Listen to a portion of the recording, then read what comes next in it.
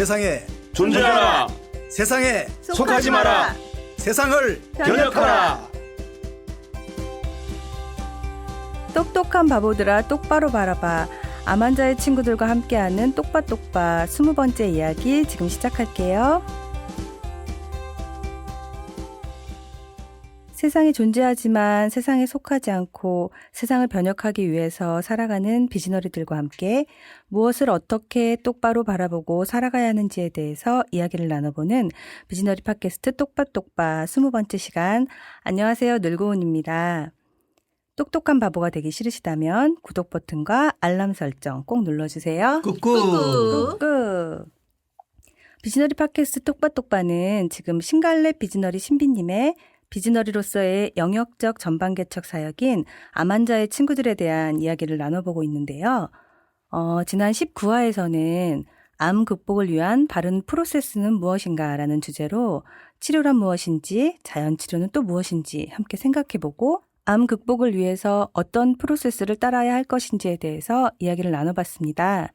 그래서 오늘 20화에서는 암을 올바르게 진단하라라는 주제로 다양한 이야기를 나눠보려고 하는데요.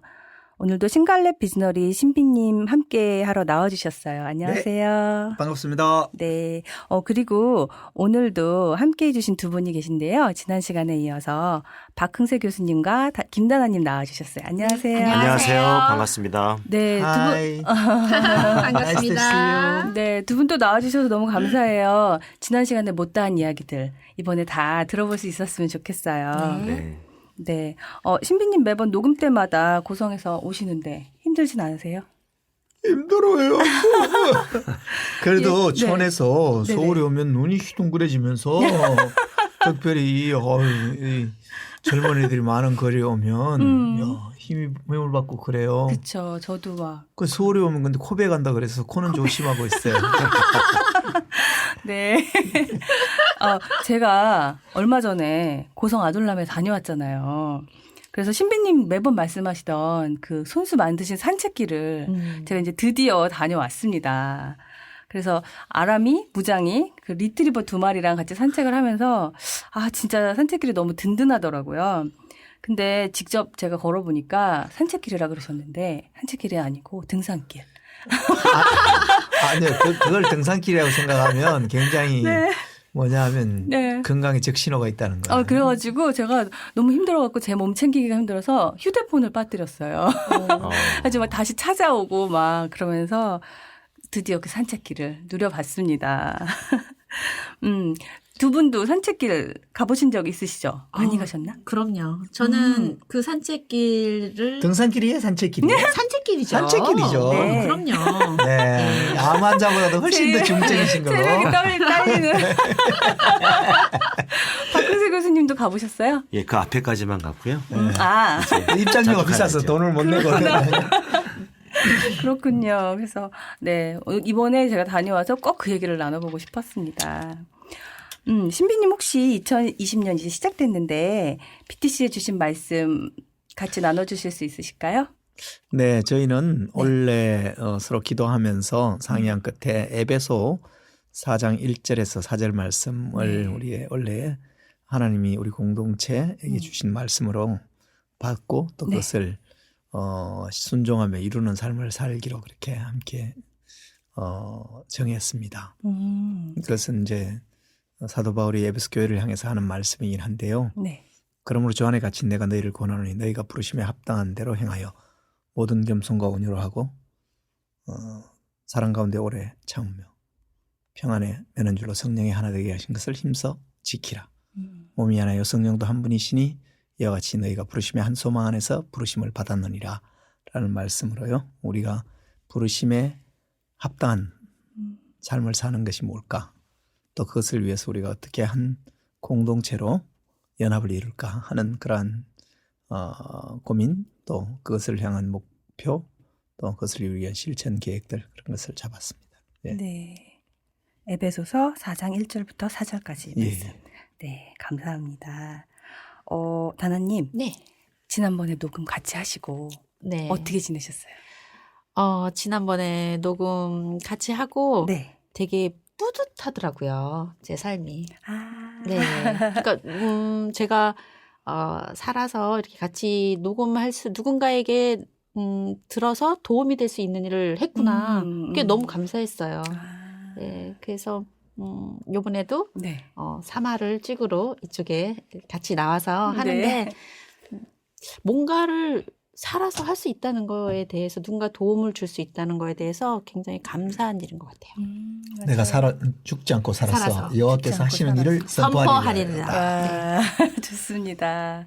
박흥세 교수님은 어떻게 지내셨어요? 예, 저도 녹음하고 나서 네.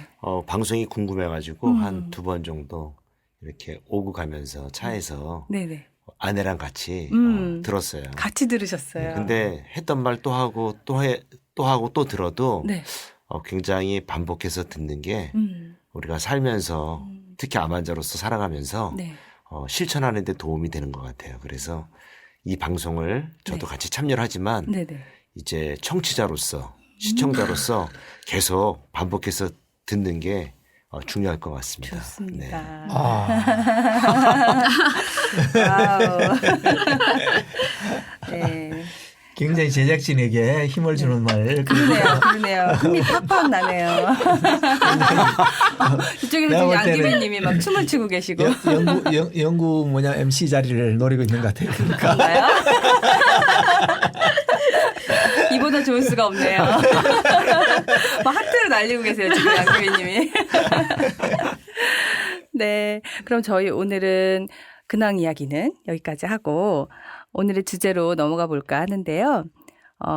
똑바똑바 20화 오늘의 주제는 암을 올바르게 진단하라입니다. 신민님 이제 본격적으로 암을 어떻게 올바르게 진단할 것인지에 대해서 이야기를 해주실 차례인 것 같은데요. 암을 진단하는 가장 좋은 방법이 있나요?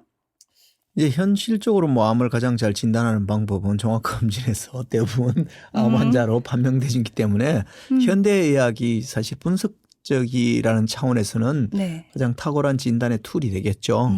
그래서 뭐 기본적으로 암 환자로서 확진을 받게 될 때 네. 일반적으로 뭐 CT를 찍거나 MRI를 찍거나 또는 뭐 초음파를 하거나 내시경을 하거나 뭐 이런 것들을 통해서 네. 암 환자로 이제 진단을 받게 되겠죠. 네. 그런데 이제 문제는 그것은 암 종양에 대한 크기와 형태와 성격 등을 파악하는 좋은 툴이겠죠. 그죠? 네. 그런데 이제 그것만이 가장 암을 진단하는 가장 확실하고 속지 않는 진단 방법일까 하는 거에 대해서 좀 더 진지하게 생각해 볼 필요는 있다고 저는 생각해요. 네. 왜냐하면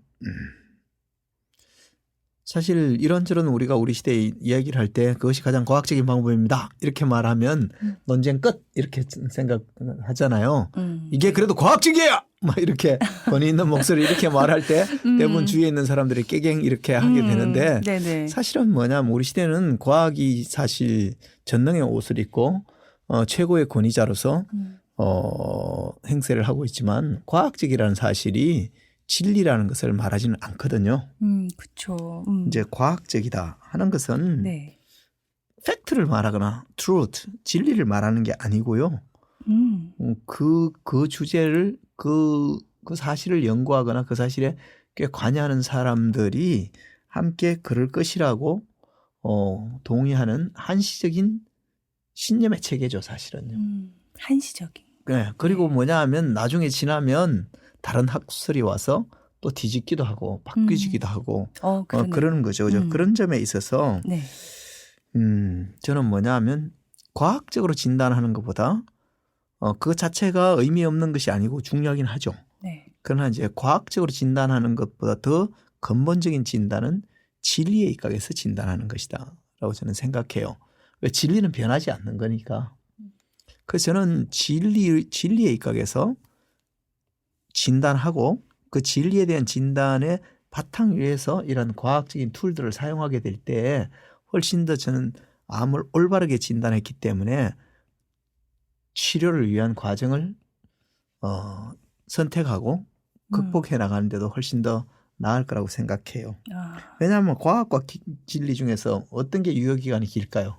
당연히 진리가 유효기간이 길겠죠. 그죠? 그렇죠. 예를 들어서 제가 한번 해볼게요. 네. 우리 널고님께서는 네. 지동설을 믿으세요? 천동설을 믿으세요? 헷갈리죠 갑자기. 네, 네. 그렇게 어려운 질문을 갑자기 던지시면. 네, 우리가 네. 뭐냐면 아리스토텔레스부터 시작해서 네. 코페르니쿠스나 갈릴레오 갈릴레이가 등장하는 1500년대 후반 지금까지는 대부분 사람들이 뭘 믿고 살았어요? 천동설을 믿고 살았죠. 네. 그런데 코페르니쿠스가 지동설을 주장하게 됐고 네. 그리고 갈릴레오 갈릴레이가 그것을 공론화시키면서 그 이후에 1600년, 1500년 후반대 이후의 사람들은 대부분 지동설을 믿고 네. 살게 되었겠죠. 네. 그런데 21세기를 사는 우리는 뭐냐 하면 천동설도 지동설도 맞기도 하고 틀리기도 하다는 걸 알죠. 왜냐하면 이 천체에 안 움직이는 게 하나도 없잖아요. 네. 태양도 달도 지구도 다 움직이죠. 그죠? 맞아요. 이제 뭐냐 하면 과학적이라는 것은 예를 들어서 그게 몇천 년 동안 철석같이 믿었던 거 아니에요. 천동설이라는 것. 네. 맞아요. 그리고 또 몇백 년 동안 철석같이 믿었던 거잖아요. 지동설이라는 것. 그것도 뭐냐면 나중에 지나고 났을 때 그렇게 우리가 살고 있는 것 자체를 인식하는 것도 시간이 지나면 달라진다는 거예요. 네. 제가 어릴 때 학교 다닐 때 뭐냐 하면 수학 시간에 점과 점을 잇는 최단 거리는 직선이다 이렇게 배웠습니다. 네? 네. 그거 가지고 그래서 증명도 하고 그랬죠. 근데 그럼 그거는 진리인가?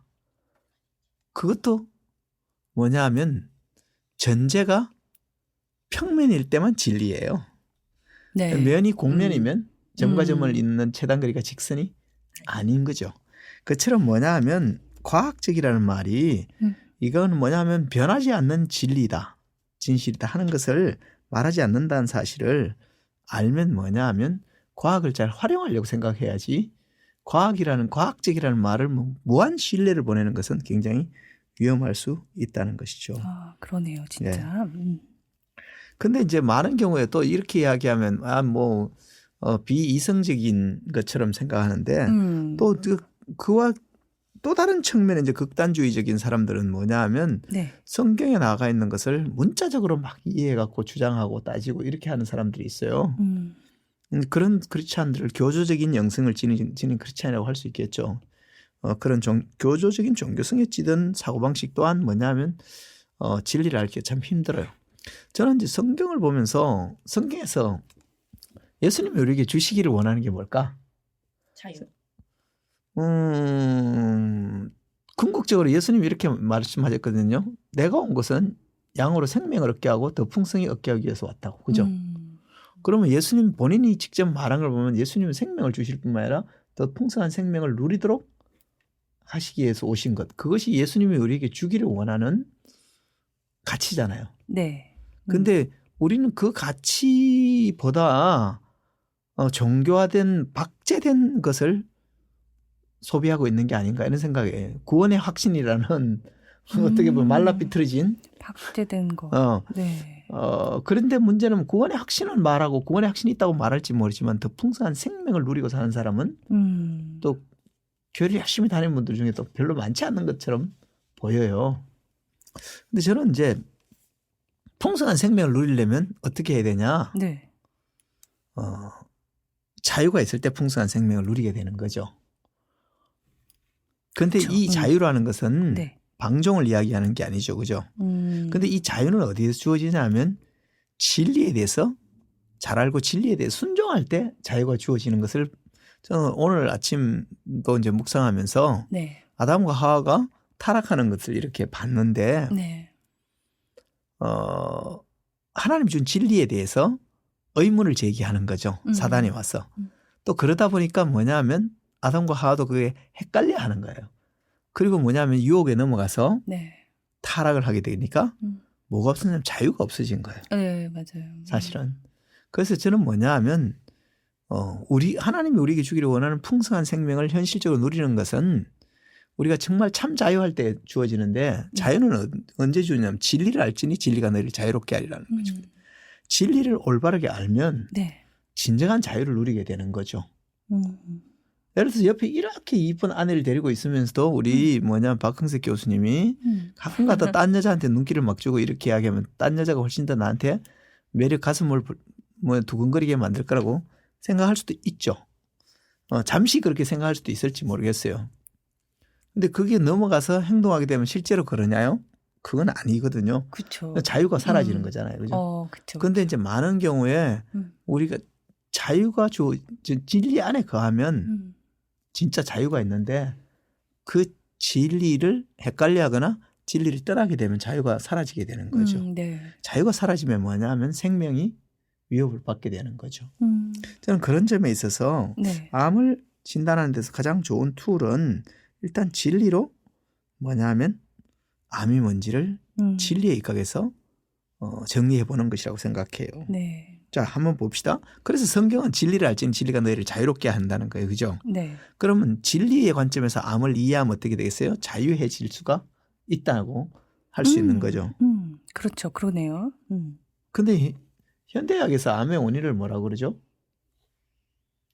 암의 원인은 네. 세포의 돌연변이. 그렇죠. 그죠? 세포의 돌연변이. 자, 우리 박 교수님. 세포의 돌연변이라는 말은 과학적인 용어일까요? 비과학적인가요? 비과학적이죠. 비과학적인. 역시 교수님이라서 스마트하시네요. 돌연변이라는 역시. 거는 네. 네. 과학적으로 증명을 못했을 때 사용하는 그 언어일 수가 있으니까요. 근데 이제 맞아요. 그 정확히 아시는데 사실은 돌연변이라는 단어를 일반인들이 잘 쓰는 게 아니라 과학자들이 주로 쓰잖아요. 그렇죠. 과학자들이 쓰다 보니까 이게 과학적인 것처럼 생각하는데 사실은 돌연변이라는 건 뭐겠어요?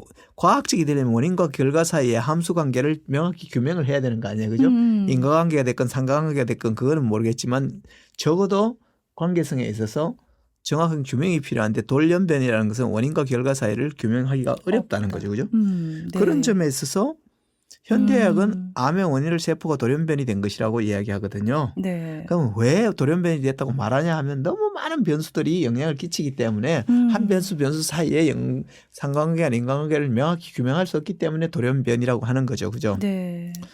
그런 점에 있어서 현대의학이 암을 치료하는 것은 과학적인 것 같지만 사실은 뭐냐 하면 비과학적인 전제 위에서 발생된 종양을 논리적으로 처리하는 프로세스, 기술 이렇게 저는 생각을 해요. 그러네요. 근데 문제는 자 돌연변이냐 아니냐 이런 표현을 쓰는 이유는 뭐겠어요? 과학주의적인 관점에서 봤을 때는 원인과 결과 사이를 명확히 규명 못하기 때문에 돌연변이다 이렇게 말한 거죠. 그죠? 근데 한번 우리 애가 둘 있잖아요. 그죠? 네. 주영이하고 세영이 있는데 박 교수님 그 딸이 자기 친딸인지 알아요? DNA 검사해 보셨어요? 아니요. 아닌데 어떻게 지금 자기 딸인지 알아요? 저를 많이 닮았으니까. 자, DNA 검사도 안 해봤는데 자기 딸이라고 확신하고 있어요. 그렇죠. 비과학적이잖아요, 지금. 이렇게 이야기하면 뭐겠어요? 제가 떠나야죠, 그죠? 떠나면서. 자, 왜 제가 무슨 말씀을 하냐면 네. 우리가 어떤 관계성을 설정하는 어떤 문제를 이해하는 데 있어서 꼭 과학주의적인 관점에서만 우리는 이해하고 받아들인 것은 아니라는 거죠. 그러네요. 뭐냐면 DNA 검사를 안 해봤는데 애 하는 짓을 보니까 꼭 나랑 너무 닮았어. 눈코 있기도 닮았고. 그래서 내 애라는 게 뭐냐면 의문이 안 드는 경우가 대부분이죠. 저도 우리 아버지랑 제가 네. DNA 검사 안 해봤는데 우리 아버지신 것을 확실히 알거든요. 왜냐하면 저처럼 이렇게 꼴통지기는 아들을 자갈로 팔아갖고 서울까지 유학시키는 아버지 아니면 안 해요. 견적이 안 나오는 짓이.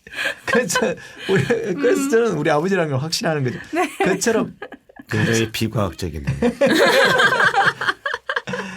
그처럼 뭐냐 하면 꼭 과학주의만 이 관계성이나 문제의 본질을 규명하는 것은 아닐 수 있다는 거죠. 그렇죠. 그래서 저는 사실 과학주의 관점에서 암을 진단하고 처방하고 치료를 열심히 했는데 잘 안 됐어요. 안 돼서 이제 몸이 다 이제 온몸이 다 퍼지고 나서 강원도 이제 고성 아둘람에서 앉아서 성경을 읽다가 네. 이 구절을 읽었어요. 욕심이 잉태한 적 죄를 낳고 죄가 장성한 적 사망을 낳느니라. 음. 그러니까 욕심이 잉태한 적 죄를 낳고 죄가 장성한 적 사망을 낳느니라는 야고보서의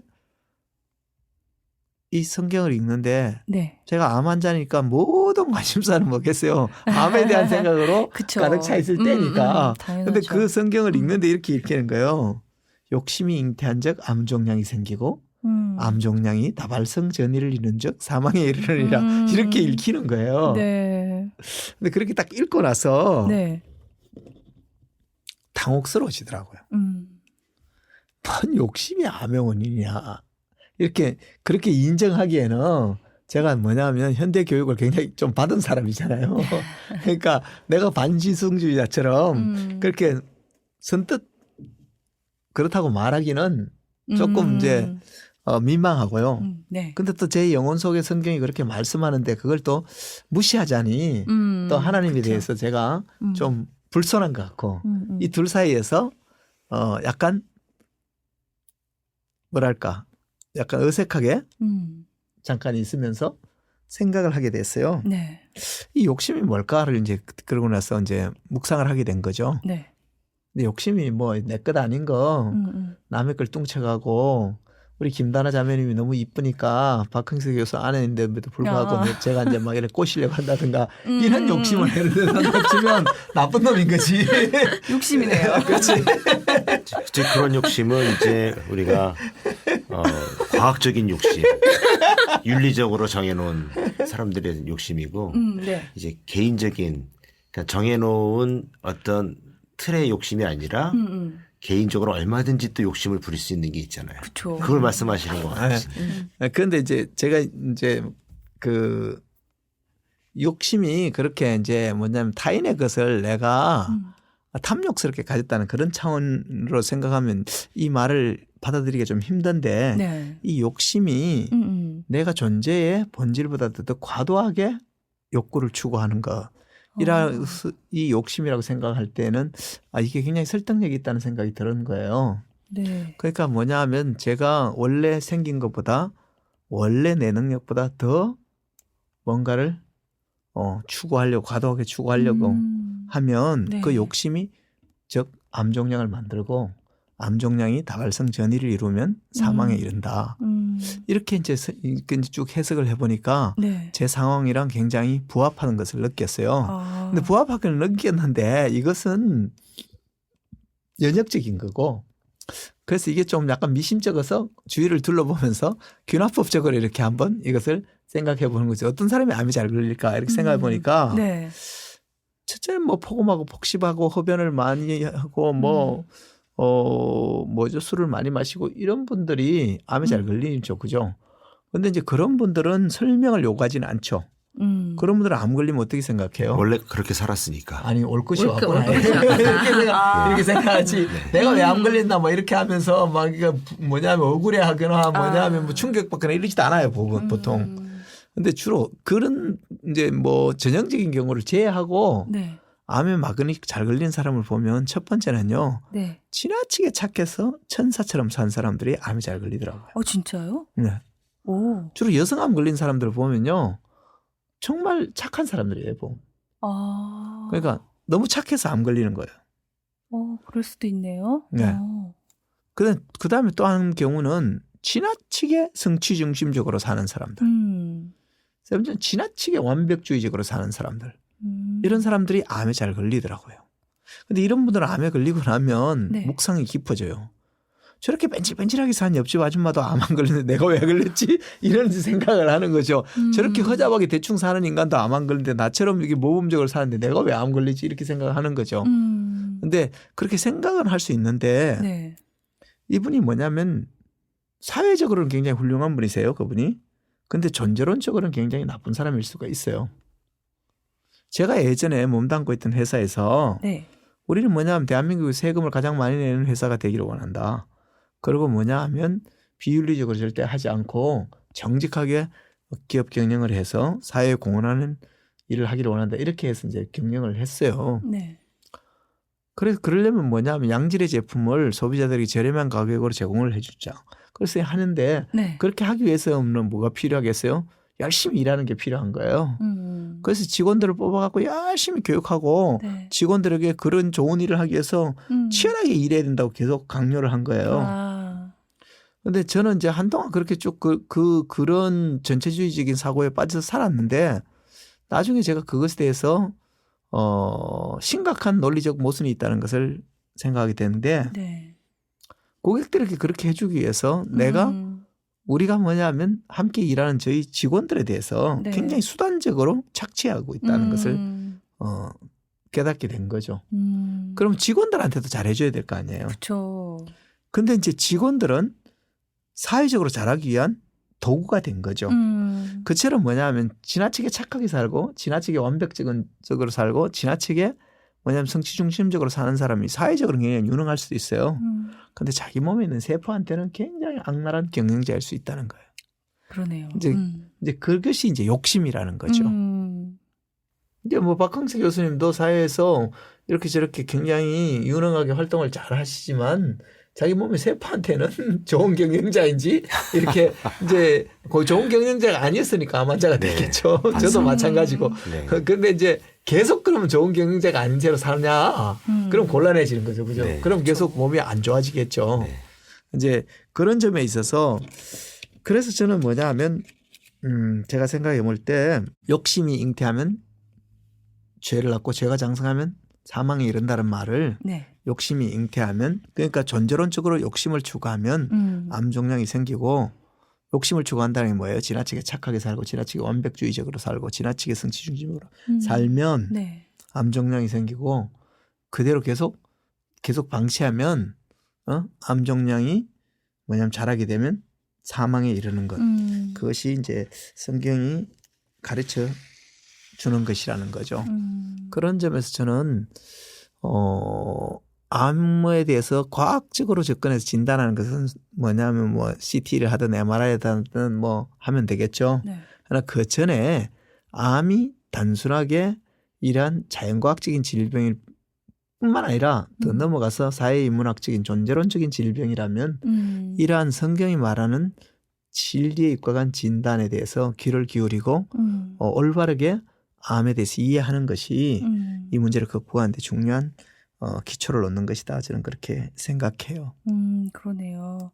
하나님 어떻게 생각하세요? 저는 아까 지나치게 착한 사람도 암에 걸린다는 게 되게 놀라웠는데 네. 네. 그렇지만 늙어온님은 별로 안 그런 것 같아요. 저는 그걸로 암에 걸릴 일은 없습니다. 상처받지 마요. 농담인데. 저는 그걸로는 안 걸리겠습니다. 지나치게 예쁜 자신 사람은 있습니다. 암에 안 걸리죠? 근데 뭐든 지나친 게 안 좋은 것 같아요. 말씀 네. 듣다 보니까 어떠세요, 다나님?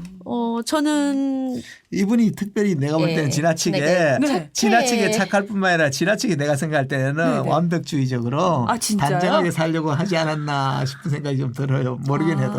완벽주의는 잘 모르겠는데 지나치게 착해 보이려고 했던 건 맞는 것 같아요. 예, 제가 아프고 나서 네. 생각해보니까 제가 착할 수 없는 사람이었었는데 이것저것 다 착해 보이려고 너무 사람들 눈치 보고 다 착하게 했더라고요. 지금도 그렇게 하면서 네. 착한 게만 아니라 예쁘게까지 하려고 그러잖아요. 그죠? 지나치게. 예쁜 거는 어쩔 수 없고요. 지나치시다. 예, 이제는 전 착할 수 없는 사람인 거를 이제 알게 됐어요. 그래서 할 수 있는 부분은 하고 못하는 부분은 그냥 놔두고 뭐 어떨 땐 착할 수도 있고 그쵸. 어떤 부분에서는 못된 사람이 될 수도 있는데 그쵸. 그게 항상 그 사람이 착하라는 법은 없는 것 같아요.